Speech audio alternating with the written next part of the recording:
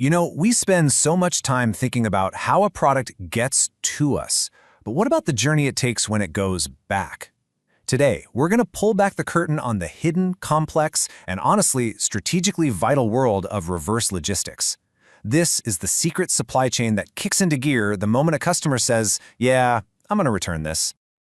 I mean, really think about it. You click a few buttons, you print a label, and you drop a package off. For you, the story's over. But for that product, a whole new, winding journey is just getting started. Where does it actually go? Does it just get put back on the shelf? Is it thrown in the trash? Rebuilt? Well, that's exactly what we're going to find out. So, to really get our heads around reverse logistics, it helps to first picture its complete opposite, what we call forward logistics. That's the path we all know, right? It's predictable. It goes from a factory, to a warehouse, to a store, and then to you. Reverse logistics is everything that happens when that carefully planned one-way street is suddenly thrown into reverse. Okay, so here's the formal definition from the Association for Supply Chain Management. It sounds a little academic, but let's zero in on the two phrases that matter most: recapturing value and proper disposal. This is the entire ballgame. How does a company get some money back from a product that's been sent back? And at the very least, how do they get rid of it responsibly and legally? This right here shows you the fundamental challenge. It's night and day. Forward logistics is all about control. Companies use incredibly sophisticated forecasts to manage huge uniform shipments going out to many stores. But reverse logistics, it's pure chaos. It's totally unpredictable. A company has no earthly idea what's coming back, when it's coming back, or what condition it'll be in. It's not a clean one-to-many process. It's a messy, complicated many-to-one collection from all over the place. So how on earth do companies manage this chaos? Well, they don't just wing it. There's a structured process behind the scenes. So let's do this. Let's follow a single return product through the 5 essential stages of its journey, from the customer's doorstep all the way to its final fate. And here's our roadmap for that journey. It all starts with authorization. Then we move into collection, followed by consolidation. After that comes the absolutely critical triage stage, and finally, value recovery. Each one of these steps is designed to bring some order to that wild, unpredictable flow of goods.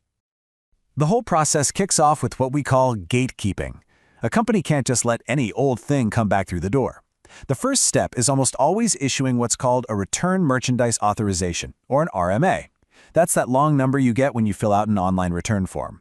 It's really just a control measure. It confirms you actually bought the item and makes sure the right product is coming back. And hey, sometimes this step can even stop a return from happening at all if a quick call to tech support can fix the customer's problem. Once the return is authorized, the item actually needs to be picked up. Whether you're using a prepaid Canada Post label or dropping it off at a store, this is frequently the most expensive part of the entire process. Just think about it. The company is paying a courier to transport one single small item from your house. That is a logistical nightmare compared to their usual business of shipping a full truckload of thousands of new products. Now, shipping every single one of those individual returns all the way back to a central factory would be crazy expensive. So instead, these items are sent to consolidation points. We often call them centralized return centers, or CRCs. Here, thousands of little packages from all over a region are gathered and grouped together into full truckloads. This is how they turn a ton of small, expensive shipments into one big, economical one. This is it. This is the moment of truth. The truck full of returns arrives at a processing center, and every single item goes through triage. It's inspected, it's graded, it's sorted. Is the box still sealed? Is it lightly used? Is it totally broken? Based on that quick inspection, a critical disposition decision is made, and that one decision determines the product's entire future and how much, if any, money the company can get back from it. That disposition decision we just talked about, it sends the product down one of several different paths. You can think of it like a crossroads, where the company has to choose the route that's going to lead to the highest possible value recovery. The absolute best case scenario, the home run, is to resell the item as new. This is for those pristine returns, the product that was never even opened, the box is in perfect shape, it can go right back into inventory, right back on the virtual or physical shelf, and be sold for full price. This is the dream for every single retailer, a 100% value recovery. But let's be realistic, most returns aren't perfect. For those, there are a few mid-value options. A simple repair might just fix one specific little problem. A much more common path is refurbishment, where it's cleaned up, tested, repackaged, and then sold as an open box deal at a discount. And for really high-value items, like jet engines or heavy machinery, they might be completely remanufactured, literally taken apart and rebuilt to be just as good as new. So what happens to the stuff that's too damaged to be resold? Well, now we're on the low-value paths. Cannibalization means taking the product apart just to salvage any valuable spare parts that still work. If that's not worth it, it can be sent for recycling to recover the raw materials like metals and plastics.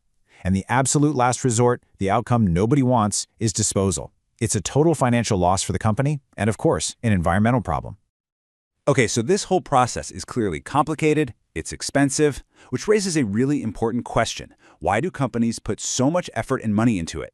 The answer is because getting reverse logistics right is no longer just some operational chore. It has become a core strategic priority. There are really three key things driving this. First, economics. Smart companies are finding ways to make money from returned goods. Second is competition. I mean, think about it. A super easy, free return policy is a huge reason you might choose one online store over another, especially when e-commerce return rates are so high. And third, there are huge regulatory and environmental pressures. Customers demand sustainability, and new laws called Extended Producer Responsibility, or EPR, are forcing companies to take ownership for the entire life cycle of their products. All right, let's bring these ideas down to earth and look at how this plays out in the real world with three very different Canadian case studies.